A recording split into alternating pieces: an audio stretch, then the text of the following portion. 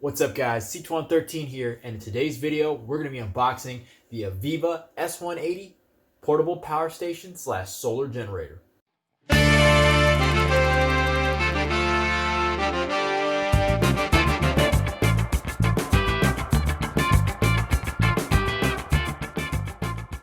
Alright guys, now real quick before I get into the video, I just want to address something that you guys might be asking yourselves about, something that's appeared in the description of some of my more recent videos. So as you guys know, for about a year now, I've been an Amazon affiliate, which basically means that when any of you guys either buy the product that I've linked in the description off of Amazon, or even just go through my link to end up buying what you would already buy on Amazon, it doesn't cost you anything extra, but it helps out the channel. So of course, I always appreciate that. Now, just below that, you might have noticed an additional link for a website called Abunda. Now, I've heard questions about what's Abunda, is this a scam?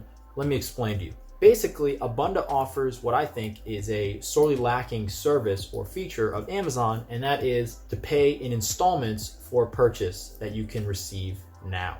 So basically, you can buy an item, have it shipped to you immediately, but end up still paying in installments in sizes and timing of your choice through certified installment payment system. Now, yes, there is a slight price premium, but we're talking, 5 to 7% for most items. And I obviously don't get paid directly in any way, in the sense that Abunda doesn't pay me to promote this service. They're not paying me right now to tell you about this. I could have said nothing and just left the links there. But you guys know that whenever I have the option to review, work with, or cooperate with any company, I'm very careful about who I work with, because to me, my integrity for myself and for you guys out there who trust what I say about products and services and devices, etc., I really value that relationship I have with you guys. So when they approached me and said, hey, would you like to be an affiliate with us? I said, there's no way I'm going to agree with this until I myself have vetted your business model and your company to make sure that you guys really deliver, right? It's not like one of these fly-by-night type operations where they'll take your credit card information, they'll charge you that first payment, and you never get what you ordered. So at an undisclosed time, I made an order. You can see it here, and for an uninterruptible power supply that I needed, I went through the four installment payment option through QuadPay. But again, there's other payment providers as well. And this is the other thing, they're going through existing vetted installment payment systems. So, it's not just like you're going through some unknown payment processor. There are vetted systems for this. So that's another thing. And sure enough, I got my product and I'm very happy with it. And I was very happy with the speed, because you have to remember, they're having to do the order and then process the payments on their end. So the fact that they were able to do that with limited delay, we're talking like maybe an additional day on shipping. Instead of 2 days, it was maybe 3 days. And there was no damage to the product. On the slip that I got in the package, it told me exactly how to process a return if I had an issue or if I wanted to return the item. So it's not like you can't return the items either. So honestly, I was quite impressed, and I was also impressed with how straightforward it was. I thought there was going to be some janky thing with entering the payment information, but it was all very straightforward. And I went through QuadPay, so I can't speak about the other payment processors, I will say that. But as far as QuadPay is concerned, it was very easy. I got text updates every time they were about to charge my card, just in case, let's say the balance on the card or something like that was too low. I could go online to the QuadPay payment page and then just switch out my payment method for another card. So it was really straightforward, and I frankly think this is a service that I would have loved to have, a few years back when I was making larger purchases on Amazon. And this is why in my videos, if it's a bigger ticket item, I'll leave this in the description, because I know a lot of you guys just like to buy straight off of Amazon, and trust me, I understand that just makes everything a lot easier. But if it's a big ticket item that you just can't swing the full price on right now, but you'd still like to get it, and that long term you'll have no problem affording it, something like Abunda really makes a lot of sense. So again, don't feel obligated to use Abunda if you don't want to or don't need to. But if there's something that you see in any of my videos that's a big ticket item that you want to buy and pay in installments, go ahead and check out Abunda. You can take my word for it, they are legit. So anyway, guys, I just wanted to give you that quick little explanation of what Abunda is, just so you guys know what's available and what it is, so you're not confused about, you know, some strange links in my description. It's not a virus, it's not a scam. I've used it myself. It's just another option. So if you're looking at a big ticket item and you don't have the funds to pay it off all at once, feel free to check out Abunda. You won't be disappointed. All right, guys. So with that being said, let's get into the video. All right, guys. So this right here is the Aviva S180, 180 watt hour rechargeable power station.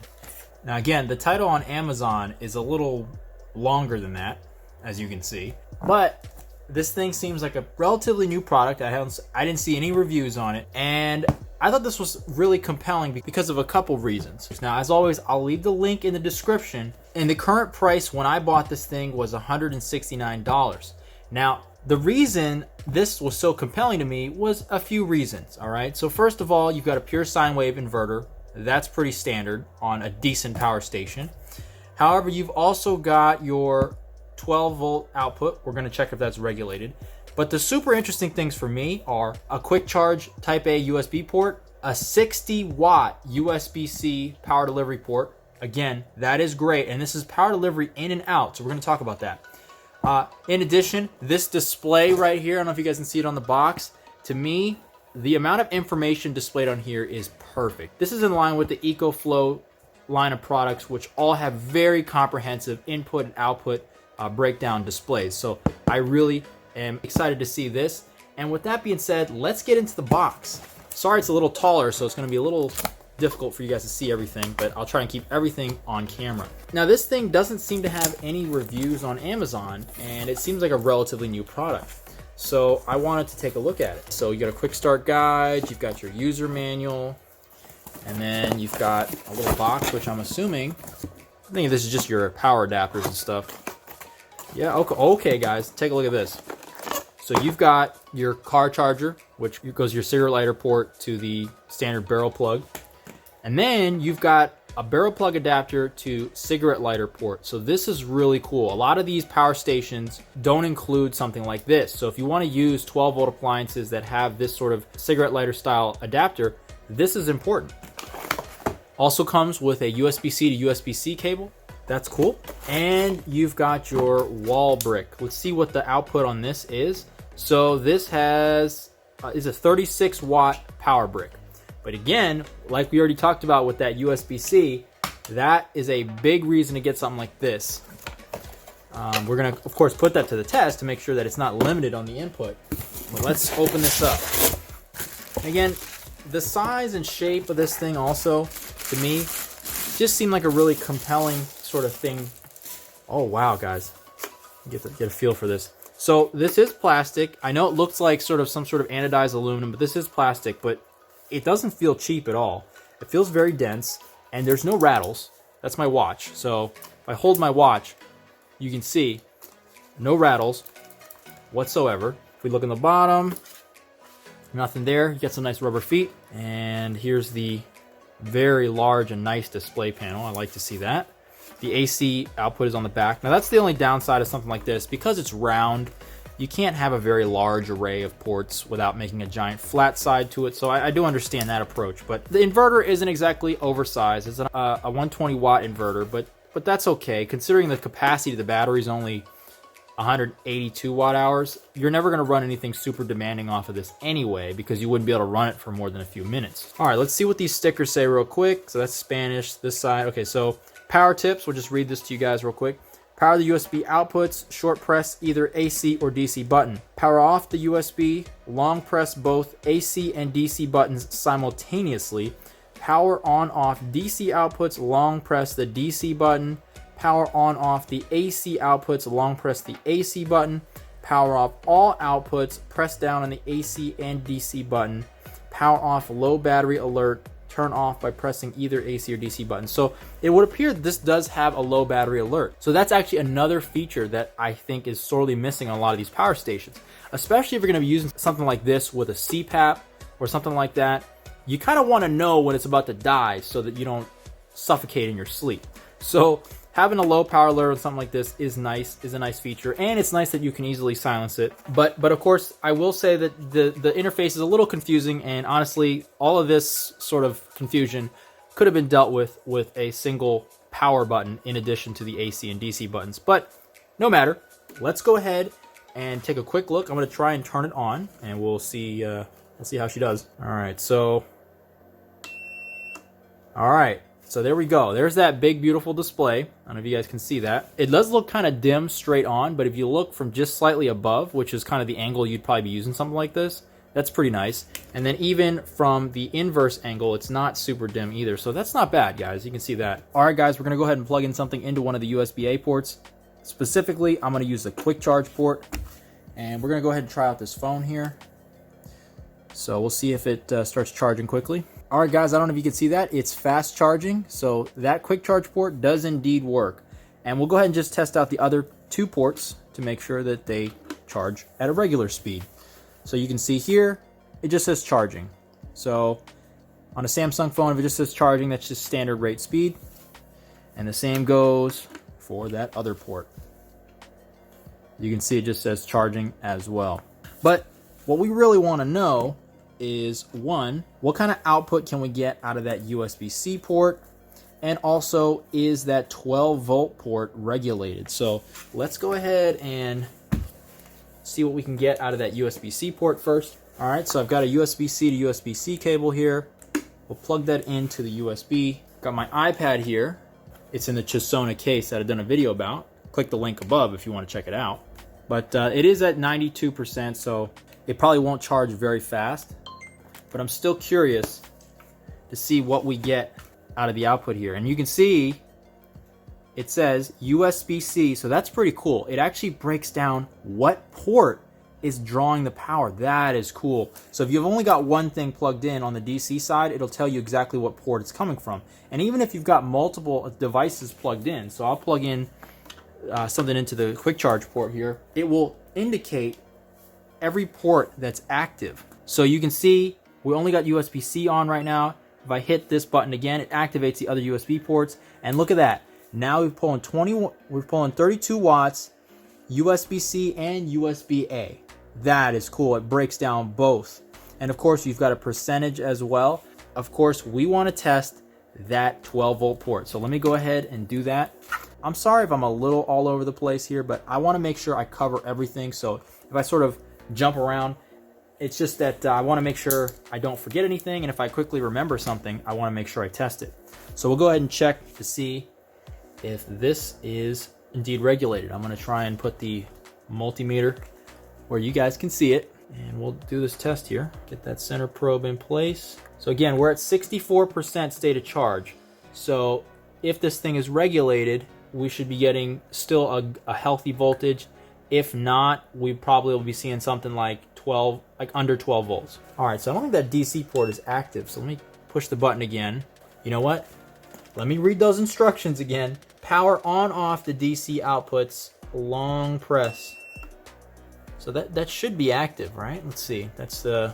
All right, guys, so let me see. I'm still not getting any power out of there. Hold on a second, guys. Yeah, I'm not getting any power out of there. Oh, there we go. All right, guys. I figured it out. I got to press and hold. I was worried I was going to turn off the DC outputs, but okay, so that's a little disappointing, guys. So if you look at the multimeter, I don't know if you guys can see it, we're getting 10.94 volts. So that's quite low voltage wise. So unfortunately, this isn't a regulated port, and you're not gonna get great performance out of 12-volt appliances very long. Again, you keep in mind the indicator is indicating that we're at 63% state of charge, and it's already well below the threshold of almost any 12-volt appliance. So unfortunately, it's not regulated, but I don't know if that has to do with the fact that this seems to be the combo port for 12-volt output and also solar input. So basically, if you want to charge this thing via a solar panel, you're going to end up having to put it through here. Whereas if you want to charge it with the AC wall adapter, then you're going to use the standard input on the right. So again, I don't know if that's because they used a combo port, but that's just the way it is. But let's go ahead and try out the USB-C port now and see what kind of rate of charge we can get, because that's something that, of course, a lot of you guys are going to be curious about. Because if this thing can only charge at 36 watts, that's going to take a long time. But if this thing can actually charge at 60 watts, this actually would be quite a compelling option, because you're going to be able to cycle this thing pretty quickly. You're not going to have to sit around waiting for it to charge. So let me go ahead and grab a USB-C charger, and I'll be right back. All right, guys, I've got my good old trusty 61 watt Apple USB-C charger hooked up, and I've got my janky but still works Apple USB-C cable here. So let's go ahead and plug it in to the USB-C port, and we're going to test both if this thing is capable of pass-through charging, because remember, we're still charging that phone. Also, we're going to see how much power it can actually accept for an input. All right, guys, there you go. It recognizes USB-C, and look at that. It's recognizing that as input. It turned on your input here, and it highlighted USB-C. That is so cool. And again, you can see the display here telling you all the information you need to know. Guys, I'm really loving this display. This is on the level of the EcoFlow products in terms of the display quality and information level. I love this, guys. This is great. I mean, if you wanted to be extra analytical about it, I'd like to see a voltage readout on here too, but that's not really necessary for most people. So this is really cool. In addition, I was kind of wrong about the display being dim. You can see that it looks dim right now, but if I push any of the buttons, it lights up again. So that's sort of its power saving mode to sort of save power, is it just reduces the brightness. But of course, you can just push either one of the buttons. It's not going to turn on or off any of your outputs, but it'll just wake the display up so you can see it. So that is cool. We're charging at 53 watts. It's not all the way up to 60, but I don't know if that's just because it's already at 62%. So maybe above 50%, maybe it doesn't charge at as high a rate. But regardless, you can see we're charging at 53 watts and we're outputting at the same time. So yes, pass-through charging is confirmed as well. So if you guys take a road trip or something like that, and you want to bring a little battery with you, this is great. The handle is nice. It's really easy to carry. It's not heavy. The weight is where you want it, towards the bottom. So basically, it'll sit comfortably in your hand without feeling lopsided. Also sits very confidently on a flat surface. It sort of self-centers itself as well because of the low center of gravity. And if you have solar panels, you can charge this via solar and pull power at the same time. If not, let's say you're staying in a hotel room and there's limited outlets, you could just plug this thing into one USB-C charger that's got a high output and then plug in all your other devices into it. So I'm really loving this thing. But of course, we're not done yet. We've got to test the AC output now. Make sure that it's got a clean output and it doesn't cause interference. Now, my iPad Pro and iPad Pros in general seem to be absolutely insane when it comes to their sensitivity to interference. So basically, if we see that happen here, we can safely say that the output is no good. But we're not even going to stop there. I don't have an oscilloscope, but I do have a kilowatt. And so we're going to also test the voltage and hertz readout as well. Now, that's not going to give us an exact look at the sine wave, but it will tell us, generally speaking, what the output looks like. All right. So there we go. Press and hold on the AC output here, and that turns on the AC inverter. So we'll go ahead and plug in that 60 watt adapter that I was just using to charge this. And then we'll go ahead and plug in my iPad. Okay, it's charging, and I'm noticing no issues. I'm noticing no issues at all. You can see it's not glitching. There's no lag from the touch input. And if I just leave it for a second, there's absolutely no ghost touches or sort of unintentional inputs that are happening on their own. So this seems great, but we're not done yet. We're going to test what we're getting for output here. So we'll go ahead and see what the voltage is, because sometimes if the voltage is too low, it can act okay if you've got a decent AC adapter. But for many appliances, specifically ones that might have a motor in them or some sort of element or sort of any moving components, you might have a problem in terms of functionality. So we're going to go ahead and see what we're getting here. So that's good. You can see here we're getting 109.2 volts. Now I want to see what kind of voltage sag we get, but before I do that, let's just check we're getting for frequency. So yep, we've got 60 hertz. Not a problem. All right. So I'm going to go ahead and plug in something that's going to draw a little bit of power, and we're going to go ahead and see what kind of voltage sag we get. All right, I'm going to plug in this AC adapter, and oh guys, look at that. That's unfortunate. So this outlet, the plug doesn't seem very secure. You can see it's not really staying in there. So I'm going to have to hold it like this. That's a little unfortunate. And then I'm going to go ahead and plug in this phone.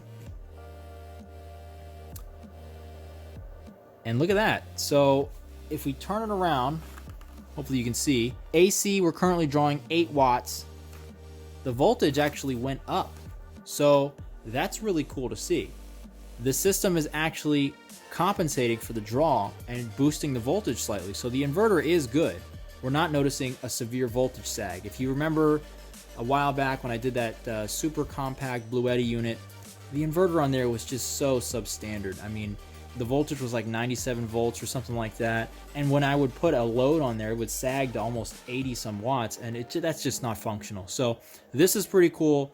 I don't know why it won't stay in there though. Let's see. We'll take a look at just the charger itself. Yeah, that stays in there. So I don't know if it's just, maybe it's just this. Yeah, you know what? It seems to be just, are these prongs a different thickness? I don't know, guys, but you can see this charger stays in there, no problem. But when I put this kilowatt in there, it's a little loose and it just kind of falls out. So I don't know what that's about, but that's the only thing that seems to be having that problem. All right, guys, so that's pretty much it. I don't know what else to test with this. Unfortunately, being that it's approaching winter and the weather isn't great and there's not a whole lot of sun, I can't really test the solar input right now, but in my full review, I'll probably do that.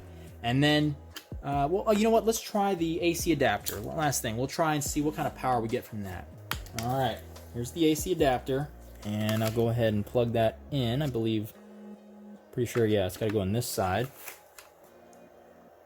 All right, and we're getting exactly 36 watts on the input there, so that's to be expected. But yeah, guys. So, I gotta say, for the price, you gotta remember, currently this thing is available for 170 bucks online. This is not a bad deal. Now, I get that there's a lot of power stations out there that you can get for like 74 cents a watt hour on the battery, right? And you might think, well, this thing is almost $1 a watt hour, so how is that a good price? Well, you gotta remember all the features that you've got here, right? That just you don't find on a lot of power stations. Number 1, 60 watt power delivery USB port in and out. Number 2, you've got 1 quick charge port and 2 other USBs. Number 3, you've got, with that USB-C port, you have a 60 watt charge rate on a battery that's only 182 watt hours. So that's gonna be a very fast charge time. Number 4, you've got a good pure sine wave inverter on the back. And there is a downside of the non-regulated port here, but I think the biggest upside for me has gotta be that display. So there's a lot of power stations like the AC200 and other larger power stations that have a very comprehensive display that really tell you what's going on. But what I see more often than not is on the smaller units, they really cheap out on the display. In fact, some of these sort of power station combo, sort of the dividing line, they cross over the dividing line between like solar generator and battery bank power station is the display. Sometimes they'll cheap out so much that all they include are just those illuminated LED dot indicators. I mean, you can't do that, right? Especially if you've got an AC inverter, you've got multiple types of USB outputs, you've got a DC output. You need a comprehensive display that tells you what's going on. This tells you what's going on, so I really like that. But anyway, guys, if you're interested in checking this out, as I said before, the link is in the description, as well as a link to Abunda. So again, guys, thanks for watching. If you liked the video, be sure to give it a like. If you have any questions, comments, your own experiences with the Aviva S180, definitely leave that in the comments below. I'd love to hear about it. And as always, if you want to see more, including my future review of this thing, definitely don't forget to get subscribed.